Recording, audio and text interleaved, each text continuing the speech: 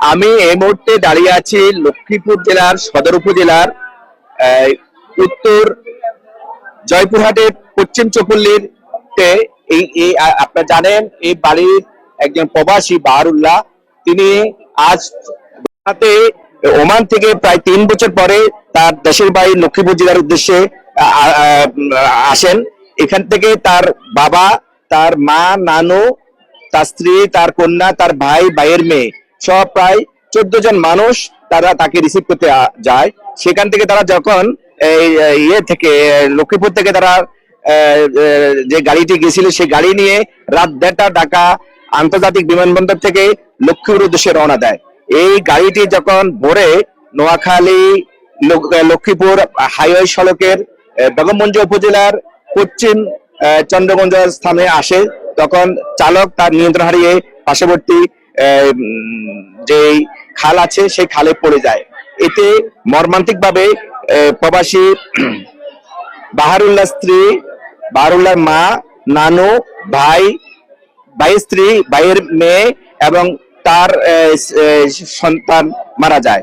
আমরা এই পর্যন্ত ফায়ার সার্ভিস থেকে যে নিহতদের যে ইয়ে পেয়েছি তার মধ্যে রয়েছেন বাহারুল্লাহর নানি ফয়জুন রাসা, যার বয়স 80 বছর, তার মা মুর্শিদা বেগম 55 বছর বয়স, তার স্ত্রী কবিতা বেগম 30, তার কন্যা মিম যার বয়স মাত্র 2 বছর।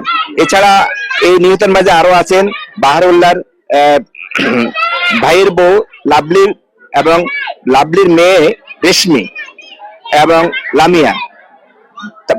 বাহারুল্লাহ 2 ভাইয়ের মেয়ে, তার নিজের মেয়ে, তার মা, তার স্ত্রী, তার ভাইয়ের বউ এবং তার নানু সহ এই পরিবারে 7 জন মারা যায়।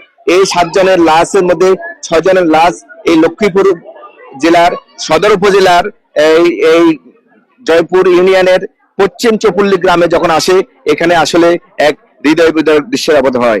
এখানে আসলে এখানে প্রচুর মানুষ ভিড় করতেছে। এখানের মানুষের একটা শোকের মাতম চলছে। এই নিহতদের লাশ যে পরিবারে থাকার কথা ছিল একটি আনন্দ, কারণ দীর্ঘদিন পরে এই পরিবারের একটি প্রবাসী সন্তান যিনি র্যামিটিন যোদ্ধা হিসাবে পরিচিত, সে 3 বছর পরে তার দেশের বাড়িতে আসছে। সেই দেশের বাড়ি আসার পথে এই মর্মান্তিক মৃত্যু আসলে এলাকার মানুষকে মানিয়ে নিতে পারতেছে না। ওই গাড়িতে বাহারুল্লাহ ছাড়াও তার বাবা আব্দুর রহিম ছিলেন। আব্দুর রহিম আমাদেরকে যেটি সময় সংবাদকে জানিয়েছেন যে যে গাড়ির যিনি চালক ছিল সেই চালক আকবর আকবর তার ওই গাড়িতে ঝিমাচ্ছিল।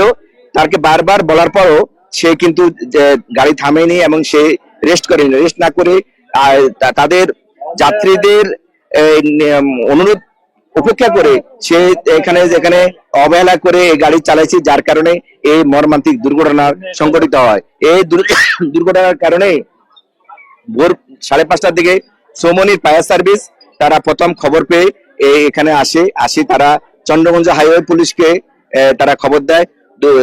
চন্দ্রগঞ্জ হাইওয়ে পুলিশ এবং চৌমনি ফায়ার সার্ভিস যৌথ অভিযান চালিয়ে এই দুর্ঘটনা পতিত মাইক্রোবাসটি উদ্ধার করে এবং মাইক্রোবাসের যে নিহত যে যারা ছিল সেই 7 জনের লাশ তারা উদ্ধার করে পুলিশের সহযোগিতা। এই লাশগুলো এখন তাদের পরিবারের মাঝে আছে। এখানে তারা আশা করতেছেন যে আজ আসরের নামাজের পরে এই লাশগুলো দাফন কাজ সম্পূর্ণ হবে। ইতিমধ্যে তাদের পরিবার আরো একজন লোক প্রবাসে আছেন, সেও তার সিদ্ধান্তের উপর অনেকটা নির্ভর করে। সে যদি আসে তাহলে এই লাশগুলো তারা হয়তো প্রিজার্ভ করবে, আর যদি সে না আসে তাহলে আজকে আসরের পরে তারা এই দাফনের জন্য ইয়ে করবে। মূলত আসলে এই বাড়িটি এখন পুরো শোকের মাধ্যম চলতেছে। বিভিন্ন স্থান থেকে আত্মীয় স্বজন আসতেছেন, তাদের বন্ধু বান্ধব আসতেছেন, তারা আসে এখানে।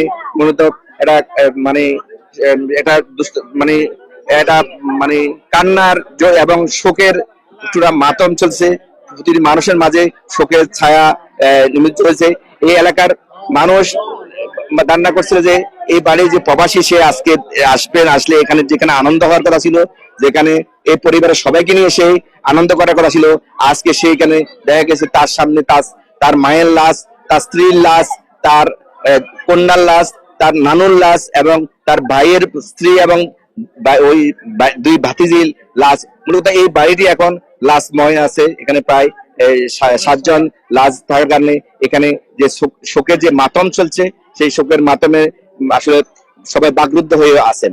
তো এই ছিল নোয়াখালী লক্ষ্মীপুর জেলার সদর উপজেলার ও উত্তর চৌপল্লী থেকে আমার কাছে এই সড়ক দুর্ঘটনার সর্বশেষ সংবাদ।